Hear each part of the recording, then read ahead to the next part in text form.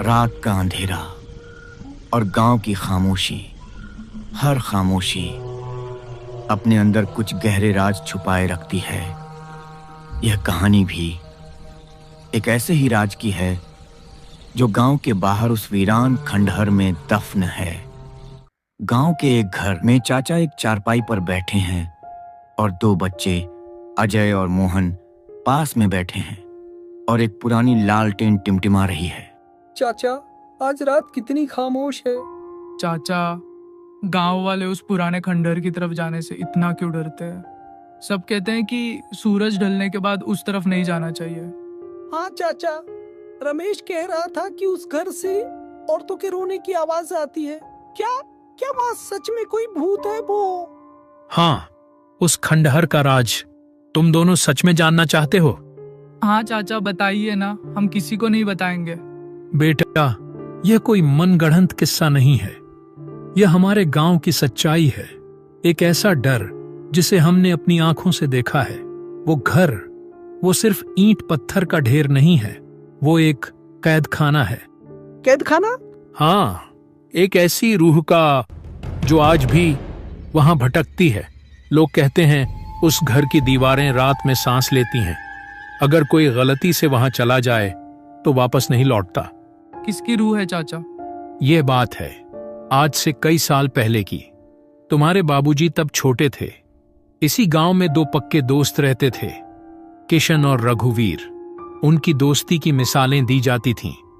दोनों एक दूसरे पर जान छिड़कते थे। लेकिन एक रात एक छोटी सी गलती ने उन दोनों की जिंदगी को हमेशा के लिए बदल दिया। आज मैं तुम्हें वही कहानी सुनाऊंगा, लेकिन ध्यान रखना, यह सिर्फ कहानी नहीं है, यह एक चेतावनी है। एक छोटे से गांव में एक घर के अंदर किशन तैयार होकर बैठा था और उसकी पत्नी राधा चूल्हे के पास बैठी चिंतित दिख रही है। सुनिए जी, इतनी रात को जाना जरूरी है क्या? शहर के गोदाम से खाद बीज सुबह भी तो ला सकते हैं। अरे पगली, सुबह तक इंतजार करेंगे तो माल खत्म हो जाएगा। लाला ने अभी खबर भिजवाई है कि ट्रक आ गया है। बस अभी जाकर अभी आते हैं। मेरा मन घबरा रहा है जी।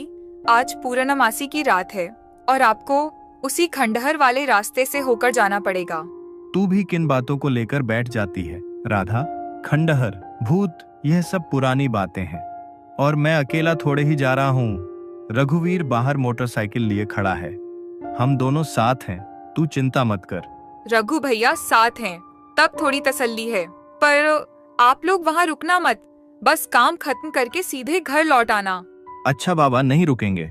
अब दरवाजा बंद कर ले, हम आते हैं। किशन ने अपनी पत्नी को तसल्ली तो दे दी, लेकिन शायद वो दोनों नहीं जानते थे कि उस रात वो खंडहर किसी नए मेहमान का इंतजार कर रहा था।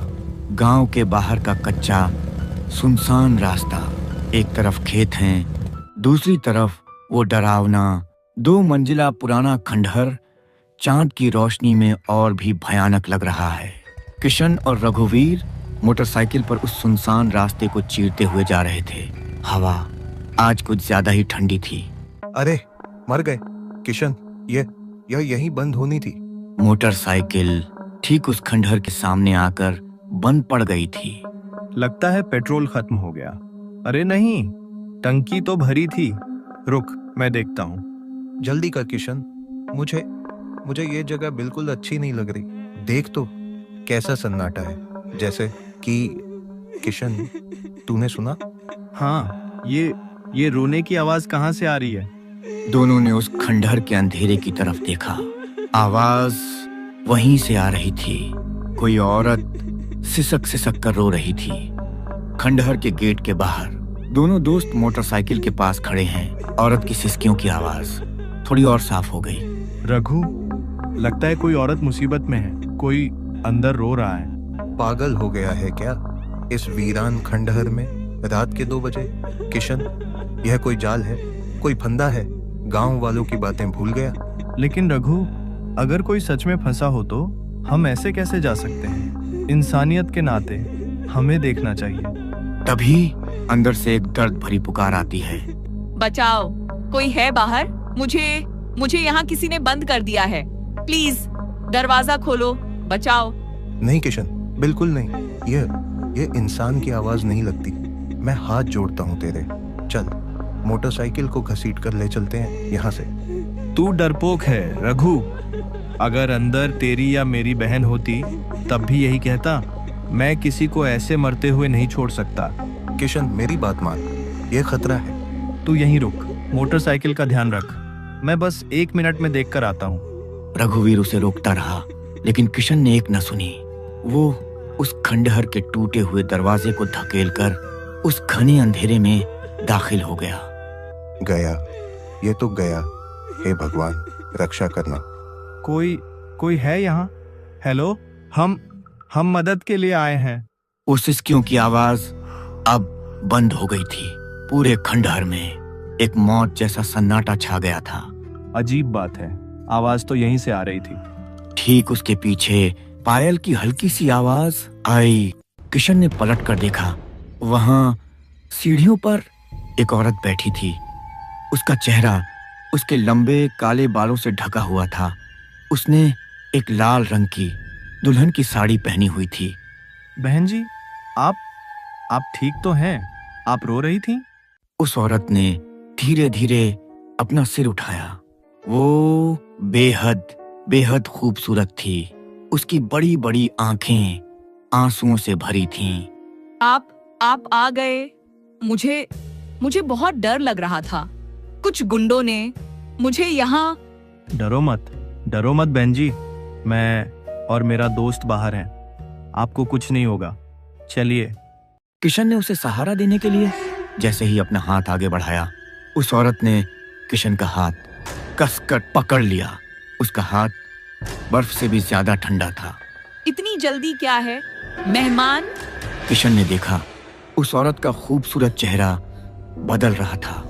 उसकी खाल गलने लगी थी, आंखें पूरी सफेद हो गई थीं और उसके मुंह से खून टपक रहा था। वो एक चुड़ैल थी। किशन की चीख ने रात के सन्नाटे को चीर दिया। किशन।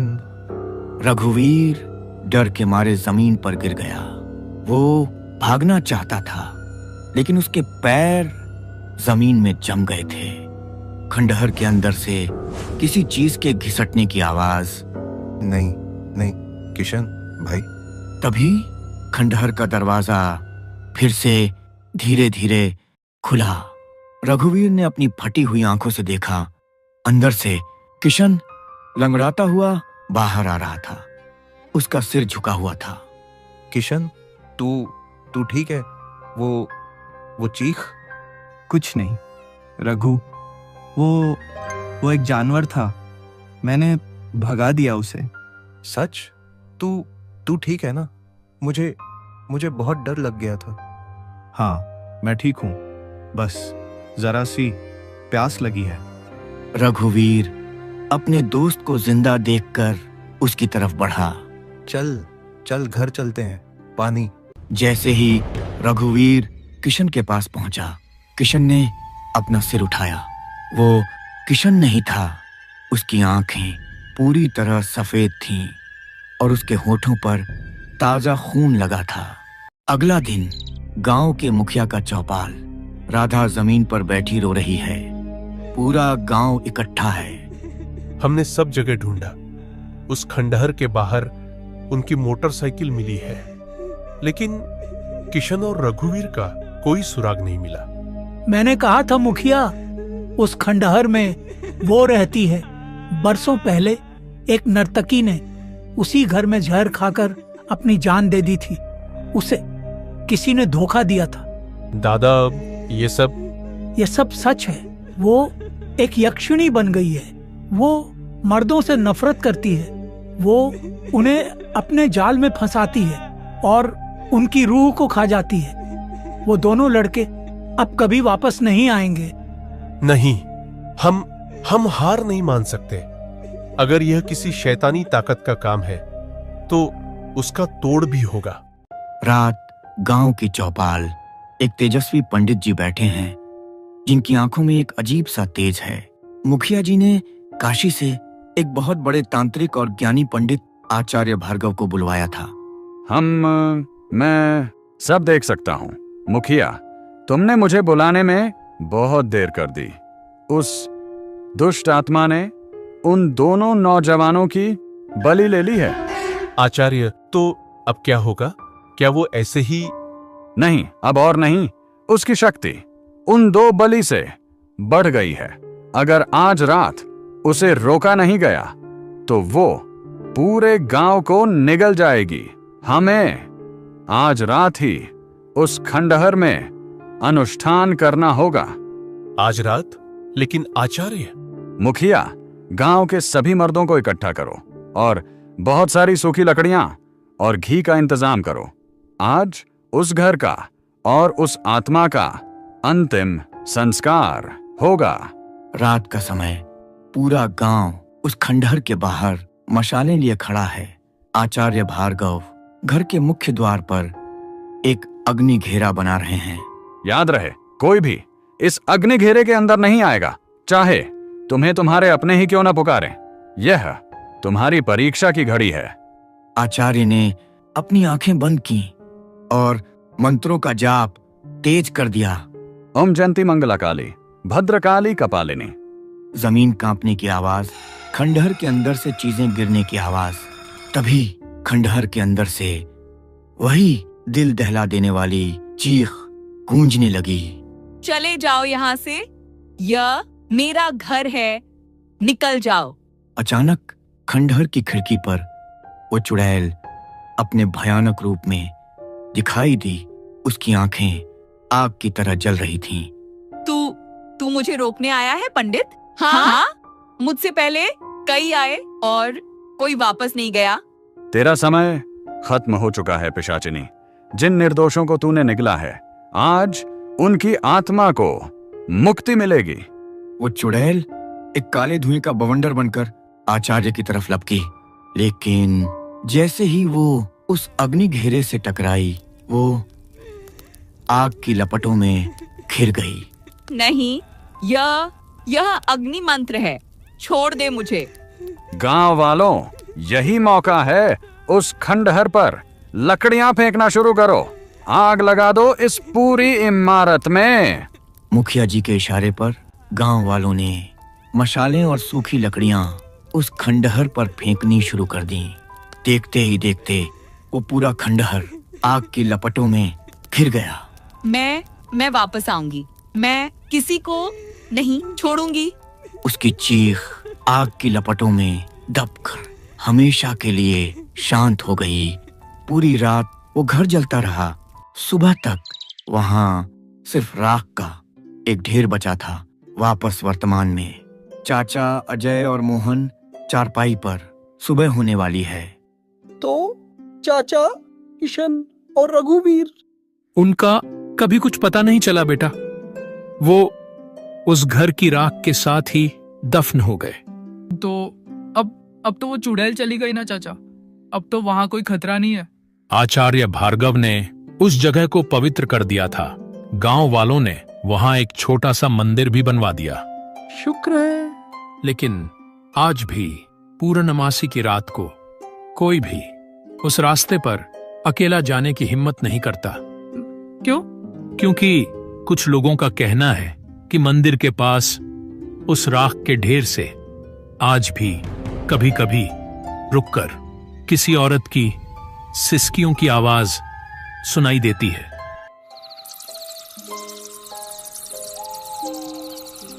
वही गांव का घर। चाचा चारपाई पर हैं। अजय और मोहन पास बैठे हैं। माहौल में कल रात की कहानी का खौफ अभी भी है। चाचा, आप सच कह रहे हैं?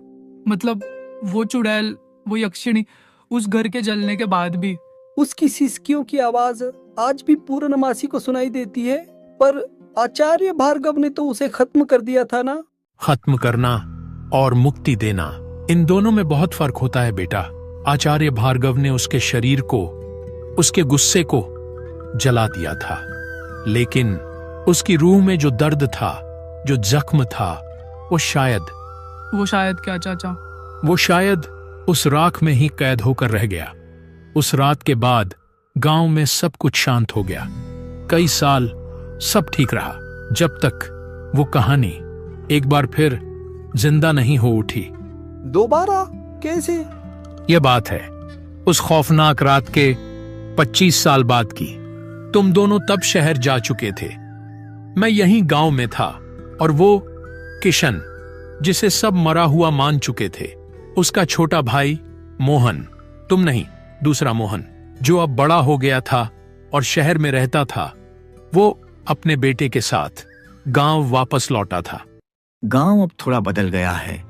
कुछ पक्के मकान बन गए हैं। एक जीप गांव में रुकती है।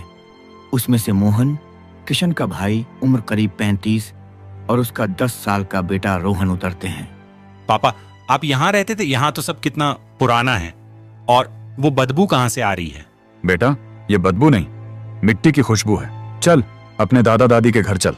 मोहन अपने बेटे रोहन को गांव की जमीन से जोड़ना चाहता था।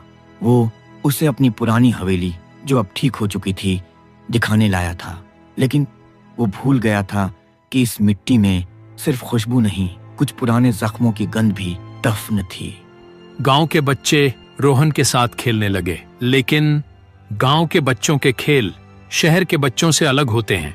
उनके खेलों में हिम्मत और डर दोनों का इम्तिहान होता है। बस अब मैं और नहीं भाग सकता। डर गए? तुम लोग तो बड़े डरपोक हो। डरपोक हम नहीं, तुम हो। अगर हिम्मत है तो सूरज ढलने के बाद यहाँ रुक कर दिखाओ। यहाँ इस छोटे से मंदिर में? क्यों? यहाँ क्या है? यहाँ नहीं, इस मंदिर के नीचे जो राख है उसमें वो रहती है। वो कौन? सिसकियों वाली औरत। कहते ने या आज भी पूर्णमासी को वो इस राख से बाहर आने की कोशिश करती है। तुम लोग भूत की कहानियों पर यकीन करते हो, ये सब बकवास है। ये बकवास नहीं है। हमारे दादाजी ने खुद अपनी आंखों से उस चुड़ैल को यहां जलते हुए देखा था। चुड़ैल? हाँ, अगर हिम्मत है तो कल पूर्णमासी है ना, मैं यहीं मिलूंगा तुम्हें रात में। शहर के रोहन के लिए यह सब एक मजाक था, एक रोमांच था। वो उस खतरे से अनजान था जिसे गांव का हर बच्चा अपनी माँ की लोरियों में सुन चुका था।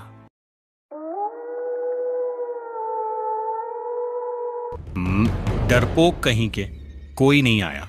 कहा था ना, सब कहानियां हैं, भूत वूत कुछ। तभी रोहन की नजर मंदिर के पीछे उस राख के ढेर पर पड़ी। बारिश और वक्त ने राख को मिट्टी में बदल दिया था, लेकिन आज उस मिट्टी से कोई चीज चमक रही थी।